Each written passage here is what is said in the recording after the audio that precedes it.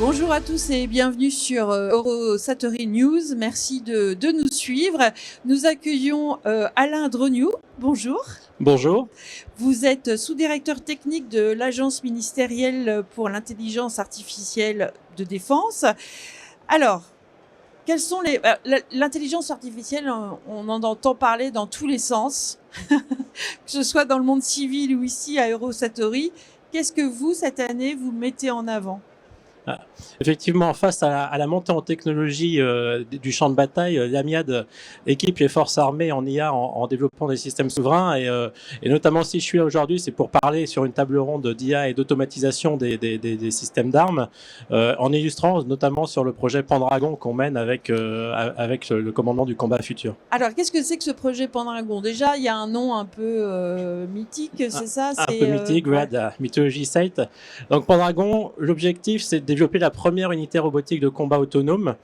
Donc c'est vraiment un enjeu de développer une IA capable de coordonner différentes plateformes, que ce soit des robots terrestres, des drones, chacun avec différents capteurs, différents types d'effecteurs pour remplir les missions tactiques de l'armée de terre sous les ordres et sous la responsabilité d'un chef militaire.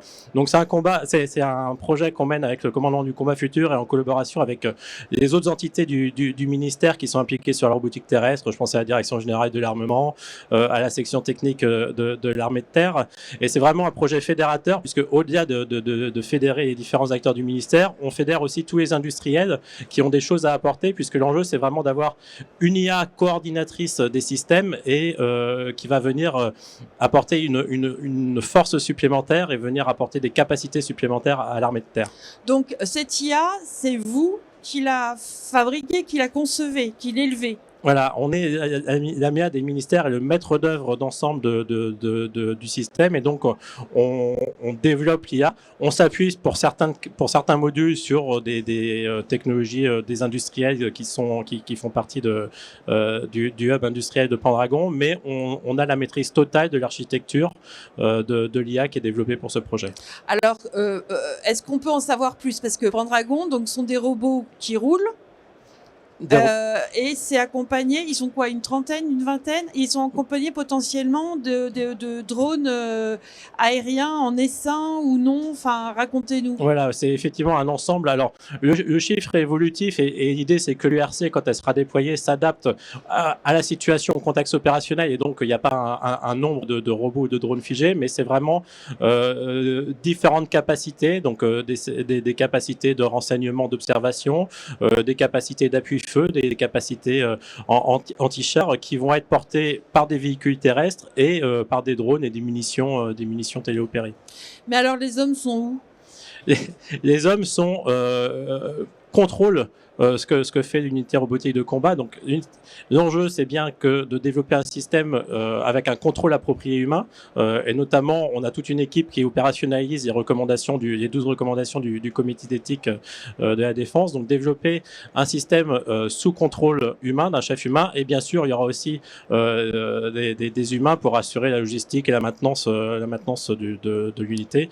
Mais l'idée, c'est de pouvoir déployer, notamment quand on observe ce qui se passe en Ukraine. Je parlais de montée en technologie du champ de bataille. Aujourd'hui, la ligne de front est occupée à très large majorité par des robots et des drones. C'est d'être capable de développer une unité dont le premier adversaire sera en particulier des équivalents URC qui seraient développés par d'autres pays. URC, unité robotique de combat. Oui, parce que tout le monde n'est pas ne travaille pas dans votre unité. Et donc on va pas avoir une unité de différents petits robots plus ou moins gros qui vont se balader tout seuls et qui vont décider de neutraliser un adversaire tout seul. L'homme est toujours dans la boucle. L'homme est toujours dans la boucle. Il est responsable de la mission qui donne à l'unité.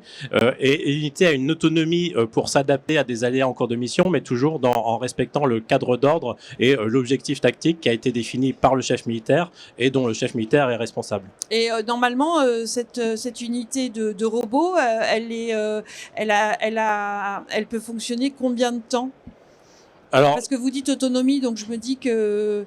Oui, donc aujourd'hui, on est sur des durées, effectivement, des missions standards de l'armée de terre, donc sur des délais de demi-journée. D'accord. Où effectivement, après, il y a une phase de maintenance, de recharge, etc. pour remettre en condition. Oui, mais une demi-journée, c'est quand même pas mal, non ? Oui. Ah bah, c'est le tempo des opérations, enfin des missions tactiques de l'armée de terre. Alors fin 2025, vous avez signé un accord cadre avec Mistral. Euh, Ça va servir à quoi aux armées, ce partenariat? Alors, aujourd'hui, Mistral, on a la chance en Europe et en France d'avoir un des leaders mondiaux en IA générative. C'est le chat, c'est ça? Le chat, voilà, de Mistral. Donc aujourd'hui, l'IA générative, c'est déjà une réalité au sein du ministère, avec un outillage qui équipe notamment sur les intranets, sur l'intranet diffusion au sein du ministère. Mais ce partenariat avec Mistral va nous donner la capacité d'accéder aux derniers modèles, aux logiciels et aux prestations d'IA de pointe des équipes de Mistral, qui sont, comme je disais, parmi les leaders mondiaux dans le domaine, pour vraiment venir irriguer tout le ministère, que ça soit en termes d'IA générative, que ça soit pour l'outillage du quotidien, des tâches les plus administratives aux tâches les plus opérationnelles, comme l'aide à la planification, par exemple. Et vous l'avez choisi parce que c'est français, donc vous restez, enfin ça reste souverain. Voilà, c'est un acteur français-européen. Donc, une techno développée par un acteur français et européen, d'autant plus important quand on voit l'actualité de ces derniers jours avec les États-Unis qui décident de couper les accès aux modèles les plus évolués d'Anthropic. Donc, on a un intérêt à développer et à pousser les entreprises françaises et européennes qui développent ces modèles. Et leurs modèles sont déployés sur les infras du ministère on-premise. Et donc, on est vraiment une totale souveraineté de ce qui peut être fait avec. Alors, à l'AMIAD, vous avez des chercheurs. Vous en avez finalement combien? Ils ont quel type de profil et sur quoi travaillent-ils, outre, par exemple, Pendragon? Oui. Donc aujourd'hui, le pôle recherche de l'AMIAD, c'est un peu plus d'une trentaine de personnes. La cible en 2027, c'est une cinquantaine de personnes. Et c'est un labo de recherche presque comme les autres, j'ai envie de dire. Donc ils vont travailler sur toutes les problématiques de recherche qui intéressent la défense. Et ils vont aussi faire le lien avec tout l'écosystème scientifique et académique national et international pour capter au plus tôt ce qui apparaît dans les labos de recherche à travers le monde et pouvoir irriguer ensuite les travaux de l'AMIAD et puis le reste du ministère avec leur recherche. C'est difficile ou pas à trouver, entre guillemets, des gens qui viennent chercher dans vos labos? Parce que je crois que vous avez un partenariat avec une école, c'est l'ENSTA. Voilà, c'est l'école nationale des supérieurs des techniques avancées. Donc sur le plateau de Saclay à Palaiseau. Et donc effectivement, en février, en début d'année, on a signé un partenariat pour un labo commun, le laboratoire robotique IA de défense, donc laboratoire commun entre l'AMIAD et l'ENSTA.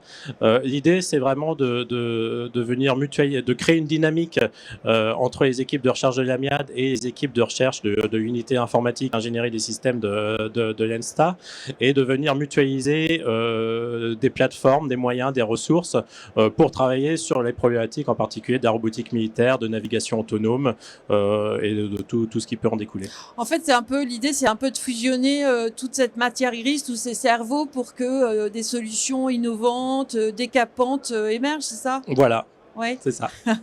Alors, je sais qu'à l'AMIAD, vous avez quelque particulier, c'est le supercalculateur qui s'appelle Asgard. C'est vous qui l'hébergez, il me semble. C'est doté d'une structure, la plus importante structure de capacité de calcul finalement classifiée, donc secret, dédié à l'IA. Et ça, c'est en Europe. À quoi il sert exactement ce supercalculateur? Donc effectivement, un supercalculateur Asgard, donc hébergé dans les locaux du commissariat numérique de défense, mais effectivement spécifié et opéré par l'AMIAD et par un contrat porté par l'AMIAD. Et aujourd'hui, l'enjeu, c'est d'être capable de spécialiser et de développer des IA qui auront été vraiment spécialisées sur les données du ministère, dont une bonne partie est classifiée. Et donc, si je prends un exemple de ce à quoi il a déjà servi aujourd'hui, on a fait une première version de ce qu'on appelle un modèle de fondation électromagnétique. Alors, un modèle de fondation, si j'y illustre, c'est l'équivalent d'un Large Language Model, donc le cœur de ChatGPT et autres chatbots, des modèles qui sont entraînés sur de très grandes quantités de données et qui deviennent très bons à réaliser une nouvelle tâche qu'on leur demande sans qu'ils aient été spécifiquement appris de manière intensive sur cette nouvelle tâche. Donc, pour les modèles de fondation, sur le texte, on trouve ce qu'il faut et on a l'accord dont on parle avec Mistral. Et donc, c'est pas des sujets sur lesquels on investit massivement. Par contre, il y a tout un tas de données comme les données électromagnétiques, donc les données de radar, les données de télécommunication,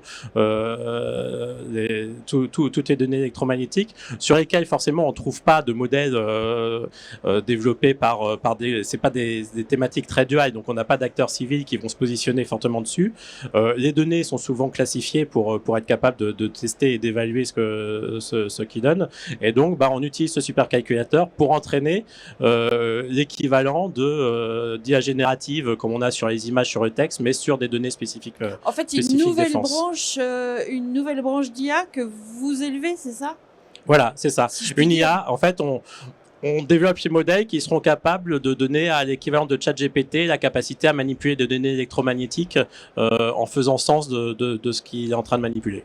Et alors du coup, ça c'est au sein des armées, mais vous dites ça peut servir aussi à des civils, étant donné que Mistral, c'est civil. Alors justement, pour ce qui est civil, enfin les civils le monde civil va être très bon sur le texte, sur les images, etc. L'électromagnétique va beaucoup. Oui. C'est pas un domaine sur lequel il y a un débouché énorme, et c'est pour ça qu'on a besoin nous d'avoir les infrastructures pour entraîner sur nos données, puisque par contre le ministère est un grand producteur de données électromagnétiques, que ça soit issu du renseignement électromagnétique, de la guerre électronique et de tous les capteurs qui sont déployés dans les différents systèmes du ministère. Donc on a les données, dont beaucoup sont classifiés, et pour entraîner des modèles qui sont capables de les interpréter correctement, il nous faut la puissance de calcul, et c'est ce que vient de nous apporter le supercalculateur Asgard. Et en fait, ça veut dire quoi, supercalculateur? Il fait des opérations, combien d'opérations en secondes, en minutes parce que pour des béotiens, on voit pas trop à quoi ça correspond. Superman, supercalculateur, mais bon, en fait, voilà, ça veut dire quoi? Oui, alors j'ai plus les chiffres en tête, mais exact en tête, mais c'est vraiment des milliards et milliards d'opérations par seconde qui sont effectuées sur des types de calculs très spécifiques qui sont liés des calculateurs qui sont optimisés pour un type de calcul très spécifique, qui sont liés notamment à tout ce qui est réseau de neurones pour l'apprentissage, mais qui font des milliards, enfin plusieurs milliards, voire centaines de milliards d'opérations par seconde. Mais non-stop ou il prend des pauses de temps en temps? Non-stop. Et alors du coup, si c'est le plus gros en Europe, est-ce que ça veut dire qu'on peut le prêter à des alliés ou est-ce que c'est franco-français? Alors, il est destiné, enfin, il est au niveau secret spécial France, donc il est dédié aux travaux français. Par contre, on a vocation à, sur des projets en collaboration avec des industriels typiquement français, pouvoir accueillir des équipes d'industriels dans nos locaux pour qu'ils puissent bénéficier de cette puissance de calcul classifiée, comme on a dit, unique en Europe, pour aussi être capable de tester ou améliorer les modèles qui auraient été développés par des industriels sur les données de défense et dans un environnement classifié. Et alors juste sur sa vie quotidienne à ce supercalculateur, en fait, il travaille sur un programme pendant combien de temps? Vous voyez, si jamais, par exemple, il y a un programme qui a besoin d'être résolu ou d'être perfectionné, comment ça fonctionne? Alors, c'est très variable en fonction de la taille des modèles qu'on va entraîner et de la quantité de données sur lesquelles on les entraîne, mais ça peut aller de quelques jours à plusieurs semaines, voire plusieurs mois en fonction.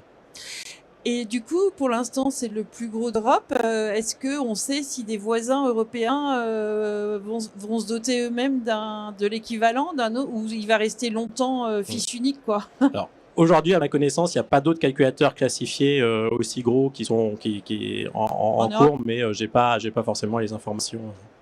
Bon, et quand on le voit, c'est impressionnant ou c'est une grosse machine? C'est assez impressionnant en termes ça fait un couloir quand même de baies informatiques remplis avec des technologies de refroidissement liquide, donc c'est autant de la plomberie que de l'informatique quand on le voit, donc c'est assez impressionnant. Bah écoutez, merci de toutes ces explications, Alain Dreniot. On vous souhaite un excellent salon, et puis je crois que vous animez ou vous participez à une table ronde, donc bon après-midi à vous. Et merci beaucoup d'être venu nous voir. Merci à vous. Bon après-midi.